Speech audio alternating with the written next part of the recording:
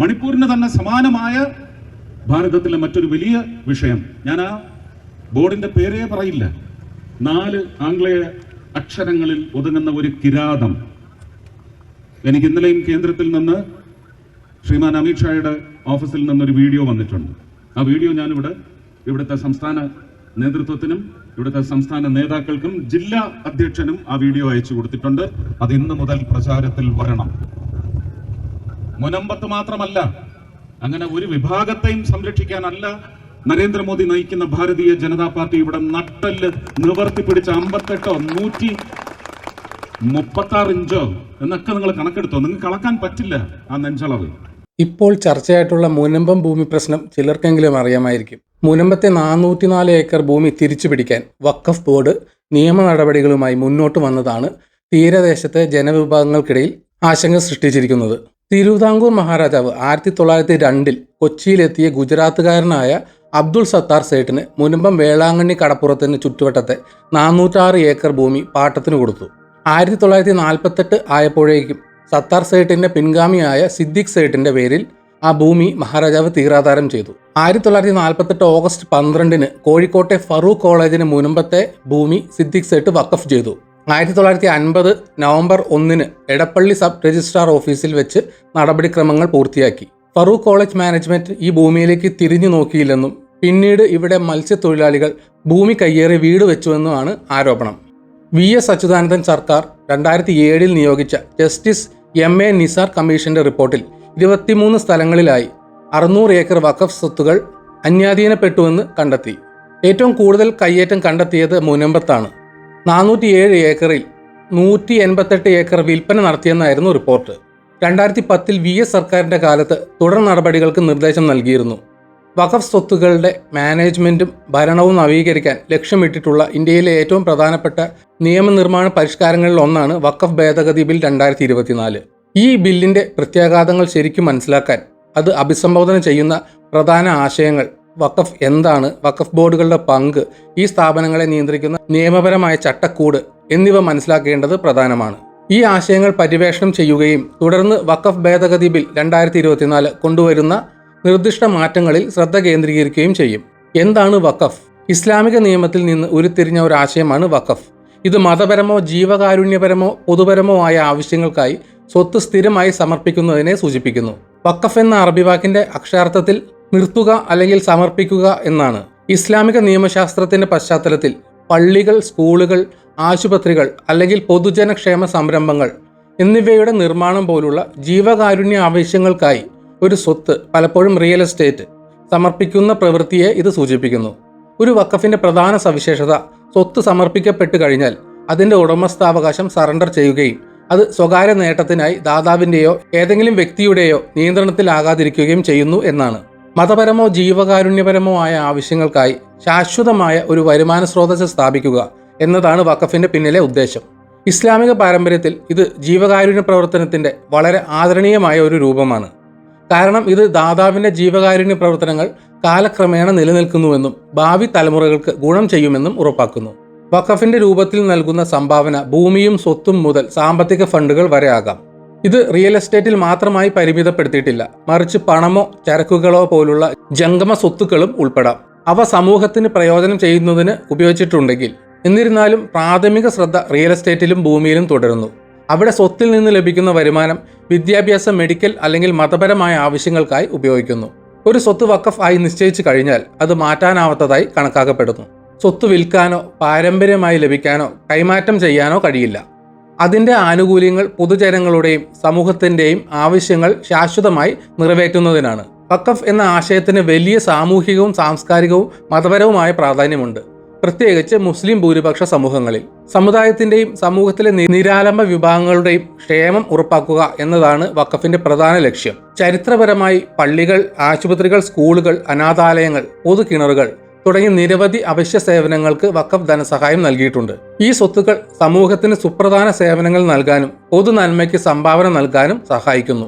ഉദാഹരണത്തിന്, ഒരു വഖഫ് സ്വത്ത് പാവപ്പെട്ട കുട്ടികൾക്കായി ഒരു സ്കൂൾ നിർമ്മിക്കുന്നതിനോ സ്കോളർഷിപ്പുകൾ വാഗ്ദാനം ചെയ്യുന്നതിനോ ആവശ്യമുള്ള വ്യക്തികൾക്ക് സാമ്പത്തിക സഹായം നൽകുന്നതിനോ സമർപ്പിക്കാം. അതുപോലെ താഴ്ന്ന വരുമാനമുള്ള കുടുംബങ്ങൾക്ക് സൗജന്യമോ താങ്ങാനാവുന്നതോ ആയ ചികിത്സ നൽകുന്ന ആശുപത്രികൾ അല്ലെങ്കിൽ ക്ലിനിക്കുകൾ പോലുള്ള ആരോഗ്യ സേവനങ്ങൾക്ക് ധനസഹായം നൽകുന്നതിന് ഇത് സമർപ്പിക്കാം. വഖഫ് സ്വത്തുകളിൽ നിന്ന് ലഭിക്കുന്ന വരുമാനം ഈ ആവശ്യങ്ങൾക്കായി മാത്രം ഉപയോഗിക്കാൻ ഉദ്ദേശിച്ചിട്ടുള്ളതാണ്.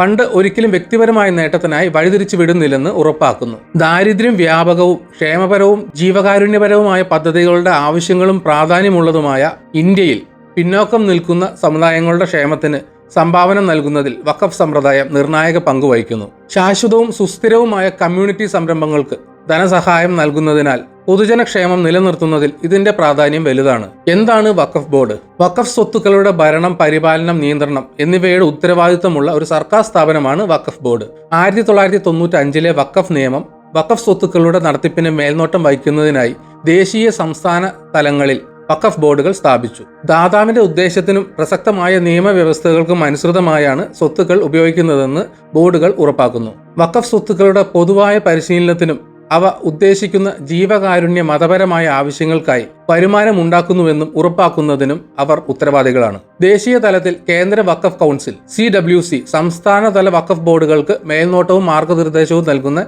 ഏകോപന സമിതിയായി പ്രവർത്തിക്കുന്നു. ഓരോ സംസ്ഥാനത്തിനും അതിൻ്റെതായ വഖഫ് ബോർഡ് ഉണ്ട്. അത് അതിന്റെ അധികാര പരിധിയിൽ പ്രവർത്തിക്കുകയും ആ സംസ്ഥാനത്തിനുള്ളിലെ വഖഫ് സ്വത്തുക്കൾ കൈകാര്യം ചെയ്യാനുള്ള ചുമതല വഹിക്കുകയും ചെയ്യുന്നു. വഖഫ് ബോർഡുകളുടെ ഉത്തരവാദിത്തങ്ങളിൽ ഇനി പറയുന്നവ ഉൾപ്പെടുന്നു. വഖഫ് സ്വത്തുക്കൾ ശരിയായി രജിസ്റ്റർ ചെയ്തിട്ടുണ്ടെന്നും രേഖപ്പെടുത്തിയിട്ടുണ്ടെന്നും ഉറപ്പാക്കുന്നു. വഖഫ് സ്വത്തുക്കളുടെ പരിപാലനത്തിനും സംരക്ഷണത്തിനും മേൽനോട്ടം വഹിക്കുക. വഖഫ് സ്വത്തുകളിൽ നിന്ന് ലഭിക്കുന്ന വരുമാനം കൈകാര്യം ചെയ്യുന്നതും അത് ഉദ്ദേശിച്ച ജീവകാരുണ്യ അല്ലെങ്കിൽ മതപരമായ ആവശ്യങ്ങൾക്കായി ഉപയോഗിക്കുന്നുവെന്നും ഉറപ്പാക്കുന്നതും. വഖഫ് സ്വത്തുക്കളുടെ ഉടമസ്ഥാവകാശം അല്ലെങ്കിൽ ഉപയോഗം സംബന്ധിച്ചുണ്ടാകുന്ന ഏതെങ്കിലും തർക്കങ്ങൾ പരിഹരിക്കുക. വഖഫ് ഭൂമി അനധികൃതമായി ഉപയോഗിക്കുന്നതിനെതിരെ നിയമ നടപടി സ്വീകരിക്കുക. വഖഫ് സ്വത്തുകളിൽ നിന്നുള്ള വരുമാനം വിദ്യാഭ്യാസ സ്ഥാപനങ്ങൾ, മതപരമായ പരിപാടികൾ, ആരോഗ്യ സേവനങ്ങൾ, മറ്റ് പൊതുജനക്ഷേമ പദ്ധതികൾ എന്നിവയ്ക്കായി ഉപയോഗിക്കുന്നുവെന്ന് ഉറപ്പാക്കുന്നതിലും വഖഫ് ബോർഡുകൾ നിർണായക പങ്കുവഹിക്കുന്നു. വഖഫ് സ്വത്തുക്കളുടെ നിയമപരമായ പദവി ഇസ്ലാമിക നിയമത്തിൽ വേരൂന്നിയതാണ്. അത് അവയെ പൊതുവിശ്വാസത്തിന്റെ ഒരു രൂപമായി കണക്കാക്കുന്നു. സ്വത്ത് വഖഫായി പ്രഖ്യാപിച്ചു കഴിഞ്ഞാൽ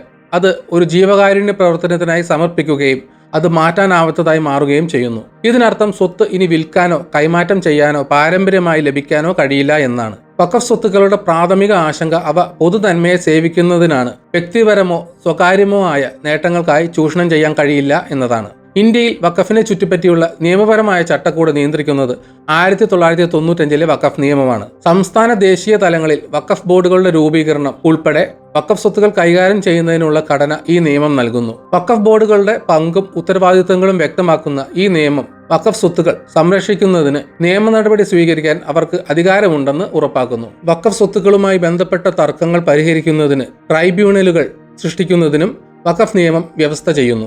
കയ്യേറ്റങ്ങൾ, തെറ്റായ നടത്തിപ്പ് അല്ലെങ്കിൽ വഖഫ് സ്വത്തുക്കളിൽ നിന്ന് ഉണ്ടാകുന്ന ഏതെങ്കിലും നിയമപരമായ തർക്കങ്ങൾ എന്നിവയുമായി ബന്ധപ്പെട്ട കേസുകൾ കേൾക്കാൻ ഈ ട്രൈബ്യൂണലുകൾക്ക് അധികാരമുണ്ട്. വഖഫ് സ്വത്തുക്കളുടെ സമഗ്രത നിലനിർത്തുകയും അവ ഉദ്ദേശിച്ച ജീവകാരുണ്യ ആവശ്യങ്ങൾ നിറവേറ്റുന്നത് തുടരുകയും ചെയ്യുന്നുവെന്ന് നിയമം ഉറപ്പാക്കുന്നു. കൂടാതെ വഖഫ് സ്വത്തുക്കൾ സൃഷ്ടിക്കുന്ന വരുമാനം നിയന്ത്രിക്കാനും നിരീക്ഷിക്കാനും വഖഫ് ബോർഡുകൾക്ക് വഖഫ് നിയമം അധികാരം നൽകുന്നു. സാമ്പത്തിക അക്കൗണ്ടുകൾ ഓഡിറ്റ് ചെയ്യുന്നതും ഫണ്ട് ദാതാവ് ഉദ്ദേശിച്ചതുപോലെ ഉപയോഗിക്കുന്നുവെന്ന് ഉറപ്പാക്കുന്നതും ഇതിൽ ഉൾപ്പെടുന്നു. വഖഫ് സ്വത്തുക്കളുടെ നടത്തിപ്പിൽ സുതാര്യതയും ഉത്തരവാദിത്തവും നൽകാൻ ഈ നിയമഘടന ലക്ഷ്യമിടുന്നു. മഹത്തായ ലക്ഷ്യമുണ്ടായിരുന്നിട്ടും ഇന്ത്യയിലെ വഖഫ് സമ്പ്രദായം വർഷങ്ങളായി നിരവധി വെല്ലുവിളികൾ നേരിട്ടിട്ടുണ്ട്. വഖഫ് സമ്പ്രദായം നേരിടുന്ന ഏറ്റവും വലിയ വെല്ലുവിളികളിൽ ഒന്ന് സ്വത്തുക്കളുടെ തെറ്റായ നടത്തിപ്പാണ്. നിരവധി വഖഫ് സ്വത്തുക്കൾ അവഗണിക്കപ്പെടുകയും സ്വത്തുക്കൾ കയ്യേറുകയോ നശിപ്പിക്കപ്പെടുകയോ ചെയ്ത നിരവധി കേസുകൾ ഉണ്ടായിട്ടുണ്ട്. മോശം ഭരണവും മേൽനോട്ടത്തിന്റെ അഭാവവും വഖഫ് സ്വത്തുക്കൾ ഫലപ്രദമായി കൈകാര്യം ചെയ്യുന്നത് ബുദ്ധിമുട്ടിലാക്കി.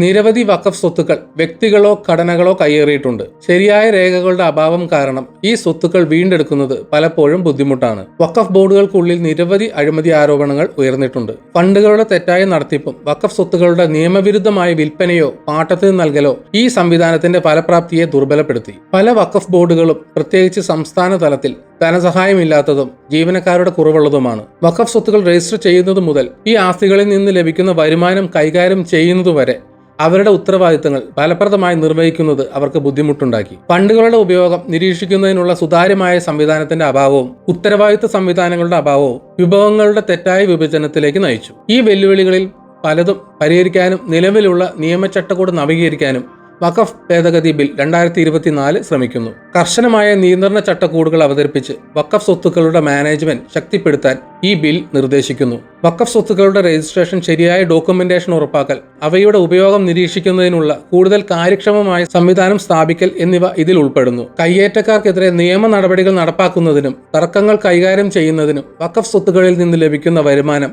അവരുടെ ഉദ്ദേശങ്ങൾക്കായി ഉപയോഗിക്കുന്നുവെന്ന് ഉറപ്പാക്കുന്നതിനും വഖഫ് ബോർഡുകൾക്ക് കൂടുതൽ അധികാരങ്ങൾ നൽകാൻ ബില്ല് നിർദ്ദേശിക്കുന്നു. കൂടുതൽ കരുത്തുറ്റ ഓഡിറ്റിംഗ്, സാമ്പത്തിക മാനേജ്മെന്റ് രീതികൾ അവതരിപ്പിക്കുക എന്നതാണ് ബില്ലിന്റെ കേന്ദ്ര സവിശേഷതകളിലൊന്ന്. ഇതിന് പതിവ് ഓഡിറ്റുകൾ ആവശ്യമാണ്. കൂടാതെ വഖഫ് ഫണ്ടുകൾ ഉചിതമായി ഉപയോഗിക്കുന്നുവെന്ന് ഉറപ്പാക്കുകയും ഇത് സംവിധാനത്തെ കൂടുതൽ സുതാര്യമാക്കുകയും ചെയ്യുന്നു. വഖഫുമായി ബന്ധപ്പെട്ട തർക്കങ്ങൾ കൈകാര്യം ചെയ്യാൻ സമർപ്പിത ട്രൈബ്യൂണലുകൾ സ്ഥാപിക്കണമെന്ന് ബില്ല് ആവശ്യപ്പെടുന്നു. ഇത് കയ്യേറ്റം അല്ലെങ്കിൽ തെറ്റായ നടത്തിപ്പുമായി ബന്ധപ്പെട്ട പ്രശ്നങ്ങൾ വേഗത്തിൽ പരിഹരിക്കുകയും സാധാരണ കോടതികളുടെ ഭാരം ലഘൂകരിക്കുകയും ചെയ്യും. വഖഫ് സ്വത്തുക്കൾ കയ്യേറ്റത്തിൽ നിന്നും അനധികൃത ഉപയോഗത്തിൽ നിന്നും സംരക്ഷിക്കുന്നതിനുള്ള വ്യവസ്ഥകൾ ബില്ലിൽ ഉൾപ്പെടുന്നു. വഖഫ് സ്വത്തുക്കൾ നിയമവിരുദ്ധമായി കൈമാറാനോ ദുരുപയോഗം ചെയ്യാനോ ശ്രമിക്കുന്നവർക്കുള്ള പിഴയും ഇതിൽ ഉൾപ്പെടുന്നു. സംസ്ഥാന വഖഫ് ബോർഡുകൾ കൈകാര്യം ചെയ്യുന്നതിൽ കേന്ദ്ര വഖഫ് കൗൺസിലിന്റെ അധികാരം വർദ്ധിപ്പിക്കുകയാണ് ബില്ല് ലക്ഷ്യമിടുന്നത്. ഇത് രാജ്യത്തിലുടനീളമുള്ള വഖഫ് സ്വത്തുക്കളുടെ ഏകോപനവും ഭരണവും മെച്ചപ്പെടുത്തും. വഖഫ് സ്വത്തുക്കൾ കൈകാര്യം ചെയ്യുന്നതിലും പരിപാലിക്കുന്നതിലും പ്രാദേശിക സമൂഹത്തിന്റെ പങ്കാളിത്തത്തിന്റെ പ്രാധാന്യം ബില്ല് ഊന്നി പറയുന്നു. വഖഫ് സ്വത്തുക്കളുടെ ക്ഷേമത്തിലും സംരക്ഷണത്തിലും പ്രാദേശിക സമൂഹങ്ങൾക്ക് നേരിട്ട് പങ്കുണ്ടെന്ന് ഉറപ്പാക്കാൻ ഇത് സഹായിക്കുന്നു. കൂടാതെ സ്വത്തുക്കൾ അവർ സേവിക്കാൻ ഉദ്ദേശിക്കുന്ന ആളുകളുടെ പ്രയോജനത്തിനായി ഉപയോഗിക്കുന്നുവെന്ന് ഉറപ്പാക്കുകയും ചെയ്യും. വഖഫ് സ്വത്തുക്കളുടെ പ്രാധാന്യത്തെക്കുറിച്ചും പൊതുജനക്ഷേമത്തിൽ അവയുടെ പങ്കിനെക്കുറിച്ചും കൂടുതൽ അവബോധം സൃഷ്ടിക്കാനും ഭേദഗതി ലക്ഷ്യമിടുന്നു. ഈ സ്വത്തുക്കൾ എങ്ങനെ പ്രയോജനപ്പെടുത്താമെന്ന് മനസ്സിലാക്കാൻ കമ്മ്യൂണിറ്റികളെ സഹായിക്കുന്ന വിദ്യാഭ്യാസ പ്രചാരണങ്ങൾ, പൊതു കൺസൾട്ടേഷനുകൾ, ഔട്ട്റീച്ച് പ്രോഗ്രാമുകൾ എന്നിവ ഇതിൽ ഉൾപ്പെടും. വഖഫ് സ്വത്തുക്കളുടെ രേഖകൾ ഡിജിറ്റൈസ് ചെയ്യുന്നതിനുള്ള നീക്കമാണ് ബില്ലിലെ മറ്റൊരു പ്രധാന വ്യവസ്ഥ. ഇത് ഡോക്യുമെന്റേഷൻ, മാനേജ്മെന്റ് പ്രക്രിയകൾ കാര്യക്ഷമമാക്കുകയും വഖഫ് ബോർഡുകൾക്ക് സ്വത്തുക്കൾ ട്രാക്ക് ചെയ്യാനും നിരീക്ഷിക്കാനും സുതാര്യത ഉറപ്പാക്കാനും എളുപ്പമാക്കുകയും ചെയ്യും. വഖഫ് ആസ്തികളുടെ ഡിജിറ്റൽ രജിസ്ട്രിയും തട്ടിപ്പിനോ കൃത്രിമത്വത്തിനോ ഉള്ള സാധ്യത കുറയ്ക്കും. വഖഫ് ആസ്തികളുടെ കാര്യക്ഷമവും ഫലപ്രദവുമായ സാമ്പത്തിക മാനേജ്മെന്റ് ഉറപ്പാക്കുന്നതിന് ബില്ല് ശക്തമായ ഊന്നൽ നൽകുന്നു. വഖഫ് സ്വത്തുക്കളിൽ നിന്ന് ലഭിക്കുന്ന വരുമാനം കണക്കാക്കുന്നതിനും ഓഡിറ്റ് ചെയ്യുന്നതിനും നിരീക്ഷിക്കുന്നതിനുമുള്ള പുതിയ വ്യവസ്ഥകൾ ഇത് അവതരിപ്പിക്കുന്നു. ഫണ്ടുകളുടെ ദുരുപയോഗം തടയുന്നതിനായി സാമ്പത്തിക രേഖകളുടെ ആനുകാലിക അവലോകനത്തിനായി ഒരു ചട്ടക്കൂട് സൃഷ്ടിക്കുന്നത് ഇതിൽ ഉൾപ്പെടുന്നു. വഖഫ് സ്വത്തുക്കൾ പാട്ടത്തിന് നൽകുന്നതിനും വാടകയ്ക്ക് നൽകുന്നതിനും വ്യക്തമായ നിയന്ത്രണങ്ങൾ കൊണ്ടുവരാൻ ഭേദഗതി ലക്ഷ്യമിടുന്നു. ഈ പാട്ടങ്ങളിൽ നിന്ന് ലഭിക്കുന്ന വരുമാനം വഖഫിന്റെ യഥാർത്ഥ ജീവകാരുണ്യ പ്രവർത്തനങ്ങളുമായി പൊരുത്തപ്പെടുന്ന പദ്ധതിയിലേക്ക് പോകുന്നുവെന്ന് ഇത് ഉറപ്പാക്കുന്നു. വഖഫ് സംവിധാനത്തിൽ വളരെ ആവശ്യമായ പരിഷ്കാരങ്ങൾ കൊണ്ടുവരുമെന്ന് വഖഫ് ഭേദഗതി ബിൽ 2024 വാഗ്ദാനം ചെയ്യുമ്പോൾ അതിന്റെ വിജയത്തിന് അഭിസംബോധന ചെയ്യേണ്ട നിരവധി വെല്ലുവിളികളും വിമർശനങ്ങളും ഉണ്ട്. ഈ ഭേദഗതിയുടെ പ്രധാന വെല്ലുവിളികളിൽ ഒന്ന് നിർദ്ദിഷ്ട മാറ്റങ്ങൾ നടപ്പാക്കുക എന്നതാണ്. ഫണ്ട് കുറവുള്ളതും ജീവനക്കാരുടെ കുറവുള്ളതുമായ വഖഫ് ബോർഡുകളുമായി ബന്ധപ്പെട്ട നിലവിലുള്ള പ്രശ്നങ്ങൾ കണക്കിലെടുക്കുമ്പോൾ ഈ പരിഷ്കാരങ്ങളുടെ മുഴുവൻ ഫലവും കാണാൻ സമയമെടുത്തേക്കും. പല പ്രദേശങ്ങളിലും വഖഫ് ബോർഡുകൾക്ക് നിർദ്ദിഷ്ട ഉത്തരവാദിത്തങ്ങൾ കൈകാര്യം ചെയ്യാൻ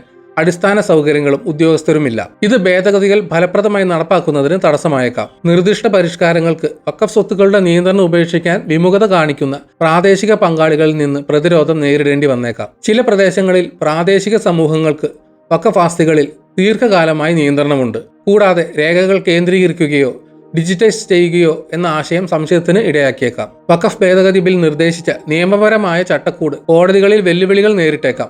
പ്രത്യേകിച്ച് സ്വത്ത് തർക്കങ്ങൾ, വഖഫ് ആസ്തികളിൽ ഉടമസ്ഥാവകാശമോ താൽപ്പര്യമോ അവകാശപ്പെടുന്നവരുടെ അവകാശങ്ങൾ എന്നിവയുമായി ബന്ധപ്പെട്ട് പ്രത്യേക ട്രൈബ്യൂണലുകളുടെ ആമുഖം അവയുടെ ഫലപ്രാപ്തിയെക്കുറിച്ചും ന്യായബോധത്തെക്കുറിച്ചും ചോദ്യങ്ങൾ ഉയർത്തിയേക്കാം. വഖഫ് സ്വത്തുക്കളുടെ നടത്തിപ്പിൽ കൂടുതൽ സുതാര്യതയും ഉത്തരവാദിത്വവും ബിൽ ആവശ്യപ്പെടുമ്പോൾ പ്രായോഗികമായി ഇത് ഉറപ്പാക്കുന്നത് വെല്ലുവിളിയാകും. ഈ വ്യവസ്ഥകളുടെ വിജയം ശക്തമായ നിരീക്ഷണ സംവിധാനം നടപ്പാക്കാനും വഖഫ് സ്വത്തുക്കളുടെ സാമ്പത്തിക കാര്യങ്ങൾ പതിവായി ഓഡിറ്റ് ചെയ്യാനുമുള്ള വഖഫ് ബോർഡുകളുടെ കഴിവിനെ ആശ്രയിച്ചിരിക്കും. പൊതുജന അവബോധം വർദ്ധിപ്പിക്കുന്നതിനുള്ള വ്യവസ്ഥകൾ ബില്ലിൽ ഉൾപ്പെടുന്നുണ്ടെങ്കിലും വഖഫിന്റെ പ്രാധാന്യത്തെക്കുറിച്ചും നിയമവ്യവസ്ഥയിലെ പരിഷ്കാരങ്ങളെക്കുറിച്ചും വലുതും വൈവിധ്യമാർന്നതുമായ ജനങ്ങളെ ബോധവൽക്കരിക്കുന്നതിന്റെ യാഥാർത്ഥ്യം ഒരു പ്രധാന വെല്ലുവിളിയാകും. പൊതുജനങ്ങളുമായി ഇടപഴകുന്നതിനും പരിഷ്കാരങ്ങൾ അവർക്ക് എങ്ങനെ ഗുണം ചെയ്യുമെന്ന് അവർ മനസ്സിലാക്കുന്നുവെന്ന് ഉറപ്പാക്കുന്നതിനും വിശാലവും സുസ്ഥിരവുമായ ശ്രമം നടത്തേണ്ടതുണ്ട്. ഇന്ത്യയിലെ പല പരിഷ്കരണ ശ്രമങ്ങളെയും പോലെ വഖഫ് ഭേദഗതി ബിൽ 2024 വിജയവും അതിന്റെ വ്യവസ്ഥകൾ പിന്തുടരുന്നതിനുള്ള രാഷ്ട്രീയ ഇച്ഛാശക്തിയാൽ പരിമിതപ്പെട്ടേക്കാം. രാഷ്ട്രീയ ഇടപെടൽ, ബ്യൂറോക്രാറ്റിക് തടസ്സങ്ങൾ, ഉറച്ച താൽപ്പര്യങ്ങൾ എന്നിവ പരിഷ്കാരങ്ങളുടെ ഫലപ്രാപ്തിയെ മന്ദീഭവിക്കുകയോ ദുർബലപ്പെടുത്തുകയോ ചെയ്തേക്കാം. ഇന്ത്യയിലെ വഖഫ് സമ്പ്രദായത്തെ ആധുനികവൽക്കരിക്കുന്നതിനും പരിഷ്കരിക്കുന്നതിനുമുള്ള സുപ്രധാന ചുവടുവയ്പ്പാണ് 2024 വഖഫ് ഭേദഗതി ബിൽ അടയാളപ്പെടുത്തുന്നത്. വഖഫ് സ്വത്തുക്കളുടെ നടത്തിപ്പിലെ തെറ്റായ നടത്തിപ്പ്, കയ്യേറ്റം, അഴിമതി തുടങ്ങിയ ദീർഘകാല പ്രശ്നങ്ങൾ പരിഹരിക്കാനാണ് നിർദ്ദിഷ്ട പരിഷ്കാരങ്ങൾ ലക്ഷ്യമിടുന്നത്. വഖഫ് ബോർഡുകളുടെ അധികാരങ്ങൾ ശക്തിപ്പെടുത്തുന്നതിലൂടെയും സുതാര്യത വർദ്ധിപ്പിക്കുന്നതിലൂടെയും സ്വത്ത് മാനേജ്മെന്റിനായി ഒരു ഡിജിറ്റൽ ചട്ടക്കൂട് അവതരിപ്പിക്കുന്നതിലൂടെയും വഖഫ് സ്വത്തുകൾ അവയുടെ ഉദ്ദേശങ്ങൾക്കായി ഉപയോഗിക്കുന്നുവെന്ന് ഉറപ്പാക്കാൻ ബില്ല് ശ്രമിക്കുന്നു. സമൂഹത്തിന്, പ്രത്യേകിച്ച് പിന്നോക്കം നിൽക്കുന്ന സമൂഹങ്ങൾക്ക് പ്രയോജനം ചെയ്യുന്നുവെന്ന് ഉറപ്പാക്കുന്നു. എന്നിരുന്നാലും മെച്ചപ്പെട്ട ഭരണവും വഖഫ് സ്വത്തുക്കളുടെ കൂടുതൽ ഫലപ്രദമായ വിനിയോഗവും ബിൽ വാഗ്ദാനം ചെയ്യുന്നുണ്ടെങ്കിലും അതിന്റെ വിജയം പ്രധാനമായും അതിന്റെ നടപ്പാക്കലിനെ ആശ്രയിച്ചിരിക്കാം. പ്രാദേശിക പങ്കാളികളിൽ നിന്നുള്ള ചെറുത്തുനിൽപ്പ്, ബ്യൂറോക്രാറ്റിക് കാര്യക്ഷമതയില്ലായ്മ, പൊതു അവബോധം എന്നിവയുടെ വെല്ലുവിളികളെ സർക്കാർ അഭിമുഖീകരിക്കേണ്ടതുണ്ട്. ബില്ലിലെ വ്യവസ്ഥകൾ അടിത്തട്ടിൽ വിജയകരമായി നടപ്പാക്കുകയും വഖഫ് ബോർഡുകളുടെ ശരിയായ പ്രവർത്തനത്തിന് മതിയായ വിഭവങ്ങൾ അനുവദിക്കുകയും ചെയ്താൽ മാത്രമേ ഈ പരിഷ്കാരങ്ങളുടെ ലോങ് ടേം എഫക്റ്റ് സാക്ഷാത്കരിക്കാനാകൂ. സാമൂഹ്യക്ഷേമത്തിന്റെയും പൊതുസേവനത്തിന്റെയും വലിയ പശ്ചാത്തലത്തിൽ വിദ്യാഭ്യാസം, ആരോഗ്യ സംരക്ഷണം, കമ്മ്യൂണിറ്റി പിന്തുണാ പരിപാടികൾ എന്നിവയുടെ വികസനത്തിന് സംഭാവന നൽകാൻ വഖഫ് സംവിധാനത്തിന് വളരെയധികം കഴിവുണ്ട്. ശരിയായി കൈകാര്യം ചെയ്താൽ വഖഫ് സ്വത്തുക്കൾ ജീവകാരുണ്യ പ്രവർത്തനങ്ങൾക്കും മതപരമായ ആവശ്യങ്ങൾക്കുമുള്ള ഒരു പ്രധാന വരുമാന സ്രോതസ്സാകും. അതിനാൽ നൂറ്റാണ്ടുകൾ പഴക്കമുള്ള ഈ സംവിധാനത്തിന്റെ നേട്ടങ്ങൾ പരമാവധി വർദ്ധിപ്പിക്കുന്നതിനും അത് ഇന്ത്യയിലെ ജനങ്ങളെ ഫലപ്രദമായും സുസ്ഥിരമായും സേവിക്കുന്നുവെന്ന് ഉറപ്പാക്കുന്നതിനുമുള്ള ശ്രമത്തിലെ ഒരു പ്രധാന നാഴികക്കല്ലാണ് വഖഫ് ഭേദഗതി ബിൽ 2024 പ്രതിനിധീകരിക്കുന്നത്. വഖഫ് സ്വത്തുക്കളുടെ ഭരണം മെച്ചപ്പെടുത്തുന്നതിലൂടെ വരും വർഷങ്ങളിൽ സാമൂഹിക വികസനവും ക്ഷേമവും വളർത്താൻ സഹായിക്കുന്ന കൂടുതൽ സുതാര്യവും ഉത്തരവാദിത്തമുള്ളതും സമ്പന്നവുമായ ജീവകാരുണ്യ മതപരമായ സംഭാവനകൾക്ക് ഈ ഭേദഗതി വഴിയൊരുക്കും. ഈ വീഡിയോ ഇവിടെ വെച്ച് നിർത്തുന്നു. നിങ്ങൾക്ക് വീഡിയോ ഇഷ്ടപ്പെട്ടെങ്കിൽ ലൈക്ക് ചെയ്യുക. ചാനൽ സബ്സ്ക്രൈബ് ചെയ്തിട്ടില്ലെങ്കിൽ മറക്കാതെ സബ്സ്ക്രൈബ് ചെയ്യണം. നിങ്ങളുടെ വിലയേറിയ അഭിപ്രായങ്ങൾ കമന്റ് സെക്ഷനിൽ രേഖപ്പെടുത്തണം. നോട്ടിഫിക്കേഷൻ ബെൽ ബട്ടൺ അമർത്താൻ മറക്കരുത്. മറ്റൊരു വീഡിയോയുമായി വീണ്ടും കാണാം. ബൈ.